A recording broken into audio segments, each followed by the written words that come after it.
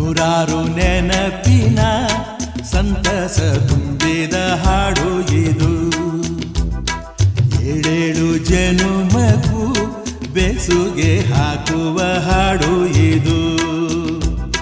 ಬಾಳಿನ ಬಾನಿನಲ್ಲಿ ಪ್ರೇಮದ ಚಂದಿರ ಸಂಚಾರ, ಹುಣ್ಣಿಮೆ ರಾಶಿಯಲ್ಲಿ ನಮ್ಮದು ಸುಂದರ ಸಂಸಾರ.